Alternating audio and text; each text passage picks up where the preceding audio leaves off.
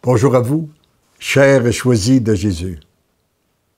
Débutons par réciter cette prière de saint François d'Assise qui a été publiée par le cardinal Sweden, que je récite à chaque jour depuis plus de 40 ans. Seigneur, dans le silence de ce jour naissant, je viens te demander la paix, la sagesse, la force. Je veux regarder aujourd'hui le monde avec des yeux tout remplis d'amour, être patient, compréhensif, doux et sage, voir au-delà des apparences les enfants comme tu les vois toi-même, et ainsi ne voir que le bien à chacun. Ferme mes oreilles à toute calomnie, garde ma langue de toute malveillance, que seules les pensées qui bénissent demeurent en mon esprit, que je sois si bienveillant, si joyeux, que tous ceux qui m'approchent sentent ta présence. Revêts-moi de ta beauté, Seigneur, et qu'au long de ce jour, je te révèle. Et le message numéro 10 du deuxième volume a comme titre « Ta mission véritable, c'est l'amour ». Alors là, le Seigneur nous redit, il le redit à chacun de nous, ce qu'il a dit à la petite Thérèse de l'Enfant Jésus, « Ta mission véritable, c'est l'amour ». Mon tout petit, sois toujours de plus en plus à mon écoute. Tu découvriras que je suis de plus en plus près de toi. Tes pensées seront continuellement inspirées par moi. Je te veux tout à moi. Si tu es tout à moi, tu n'as plus à te préoccuper de rien. Car c'est moi qui te porte, c'est moi qui t'inspire, c'est qui te guide, qui te conduit et qui finalement qui s'active en toi. Un autre tantôt, il m'a dit, je n'ai pas d'objection que tu t'occupes, mais je ne veux pas que tu te préoccupes. Et lorsqu'on a tout remis entre les mains de Dieu, nous n'avons pas à nous inquiéter de rien.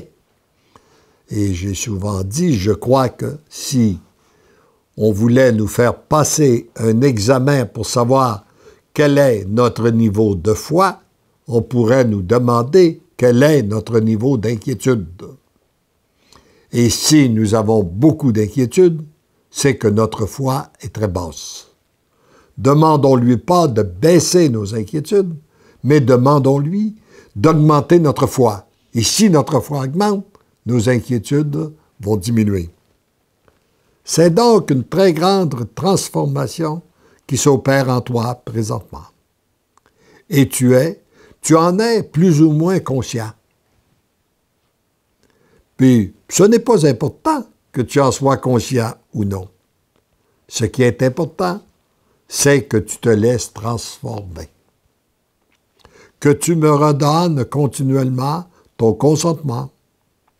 Que tu te reconnaisses toujours plus petit et plus aimé de moi. C'est l'amour qui fait tout lorsqu'il a la liberté d'agir. Il est important qu'on se rappelle ça. Dieu peut agir dans la mesure où qu'on lui laisse cette liberté. Puis plus on s'approche de lui, plus nous sommes guidés par les saints anges, plus nous recevons des belles et des bonnes choses. Plus nous nous en éloignons, eh bien plus nous devenons angoissés, stressés, préoccupés. Et souvent, on a l'impression aussi qu'il nous arrive plus de mauvaises choses. Donc, c'est l'importance de se laisser, de s'approcher du cœur de notre Dieu. Alors, donc, je répète, c'est l'amour qui fait tout lorsqu'il a la liberté d'agir. Il prend la personne en charge, la transforme selon son image. Une fois son image, bien imprégné dans la personne, c'est une multitude de personnes qui sont visitées dans l'invisible et aussi dans le visible, afin de solliciter leur consentement et se laisser transformer, toujours selon son image.